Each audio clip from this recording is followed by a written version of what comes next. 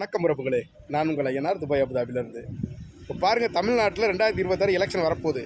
எடப்பாடி பழனிசாமிக்கு தமிழ்நாடு மக்கள் தக்க பாடத்தை போட்டணும். ஏன்னா தூத்துக்குடியில் நம்ம தமிழ்நாடு மக்கள் ஸ்டெர்லைட் ஆலைக்கு எதிராக போராட்டம் பண்ணாங்க.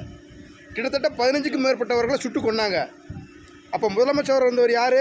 எடப்பாடி பழனிசாமி அவர்கள். என்ன பண்ணார்? எனக்கு தெரியவே தெரியாதுங்க. எப்படி? எனக்கு தெரியவே தெரியாதுங்க. நான் காலையில் நியூஸை பார்த்தாங்க தெரிஞ்சுக்கிட்டேன் அப்படின்னு சொன்னவர் தான் எடப்பாடி பழனிசாமி அவர்கள். இந்த மாதிரி ஆளை மறுபடியும் முதலமைச்சர் ஆக்கணும்னு வச்சுங்களேன், எப்படி இருக்கும் தமிழ்நாடு? மறுபடியும் எங்கேயாச்சும் ஒருத்தர் சுட்டு கொல்லுவான், எனக்கு தெரியாது அப்படின்வார். ஆகையினால உறவுகளே, எடப்பாடி பழனிசாமி அவர்களுக்கு ஓட்டே போட்டக்கூடாது. தமிழர்களுக்கு செய்த துரோகத்தை மன்னிக்கக்கூடாதுங்க. இவர்களாம் போதுங்க. எடப்பாடி ஆட்சியை பார்த்தாச்சு, ஐயா மு.க. ஸ்டாலின் ஆட்சியை பார்த்தாச்சு. யாராச்சும் புதிய ஆளுகளுக்கு வாய்ப்பை கொடுங்க.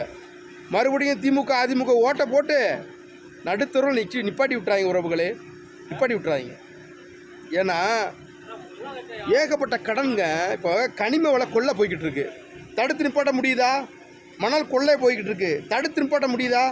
எதிர்கட்சி தலைவர் சொல்லுங்க பாப்பா, எதுக்கு எதிர்கட்சி? எங்கேயாச்சும் முறைகேடாக நடந்தால் தடுத்து நிப்பாட்டணும். இப்போ எலெக்ஷன் வர்றப்போ இப்போ ஊழல்வாதிகளை லிஸ்ட்டு கொடுக்குறாராம். லிஸ்ட்டு ஏன் அம்மையார் ஜெயலலிதாவை இறந்தது இன்னைக்கு வரைக்கும் ஏன் விசாரணை பண்ணலை? ஏங்க பண்ணலை? இவர் முதலமைச்சராக இருக்கும்போது தானே கொடநாட்டில் கொலை நடந்துச்சு. அந்த விசாரணை என்னாச்சு? ஏன் இது வரைக்கும் விசாரணை நடத்தலை? அந்த கேஸ் என்னாச்சு? திமுகவும் அதிமுக ஒன்று தாங்க. இங்கே 2 பேரும் கூடி பேசிக்கிட்டு என்ன வேணாலும் பண்ணுவாங்க. ஆகையினால எடப்பாடி பழனிசாமி அவர்களுக்கு மக்கள் வாக்களிக்கவே கூடாது.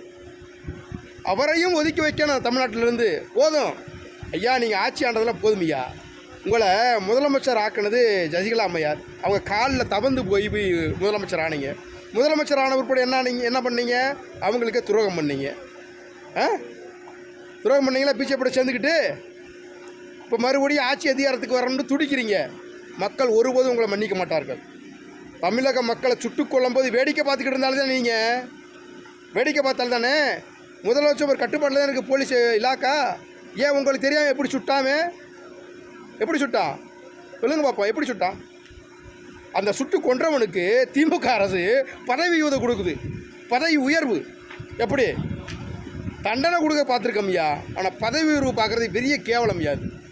என்ன பண்ணுறது? எல்லாம் தலையெழுத்துன்னு சொல்லி போக வேண்டியது. ஆனால் இதெல்லாம் தடுத்து நிப்பாட்டணும்டா. உங்கள்கிட்ட இருக்க வாக்கு தான், உங்களுடைய ஓட்டு தான். அந்த ஓட்டை நல்லவர்கள் போடுங்க. திருட்டு கூட்டத்துக்கு போட்டுறாதீங்க. ஓட்டைங்கன்னு வச்சுங்களேன், இன்னமும் கொள்ளையடிப்பாங்க. அதுதான் நடக்கும்.